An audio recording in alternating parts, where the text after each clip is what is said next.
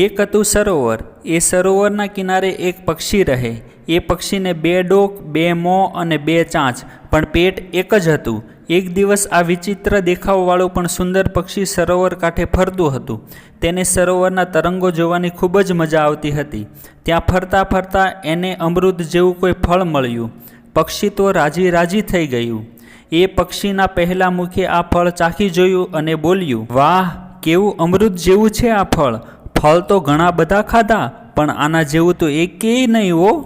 પક્ષીના બીજા મુખને આ ફળ ચાખી જોવાનું મન થયું। એ બોલ્યો, લાવ હવે અડધું ફળ મને ખાવા દે, મારી જીભ ચાખી જુએ કે એનો સ્વાદ કેવોક છે। પહેલું મુખ બોલ્યું, કેવો, તે અમૃત જેવો।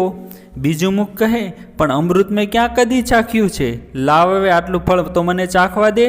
પહેલું મુખ બોલ્યું, ફળ હું ખાવ કે તું ખા, શું ફેર પડે, આપણું પેટ તો એક જ છે ને। હું ખાઈશ તોય ફળ એ જ પેટમાં જશે અને તું ખાઈશ તો તેમાં જ જશે। આમ કહી તો એ ફળનો છેલ્લો ટુકડો પહેલું મુખ ખાઈ ગયું અને હસવા માંડ્યું। પોતાની આવી મશ્કરીથી બીજું મુખને ખૂબ જ દુઃખ લાગ્યું। એને ખૂબ જ આઘાત લાગ્યો। ડબ ડબ કરતા 2-4 આંસુ એમને આવી ગયા।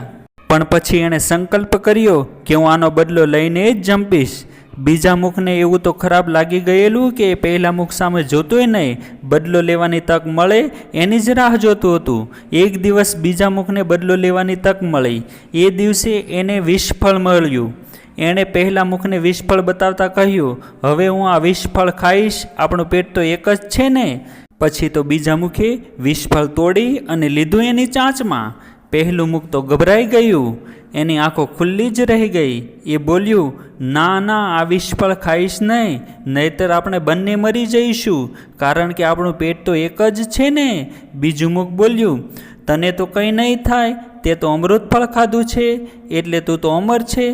પહેલું મુખ બીજા મુખને ના પાડતું જ રહ્યું, છતાં બીજું મુખ માન્યું નહીં। એ વિષફળ ખાઈ ગયું। વિષ પેટમાં ગયું, બંને મુખને ઝેર ચડ્યું અને તરફડવા લાગ્યા। આમ 2 મોઢાવાળું પક્ષી છેવટે મરણ પામ્યું।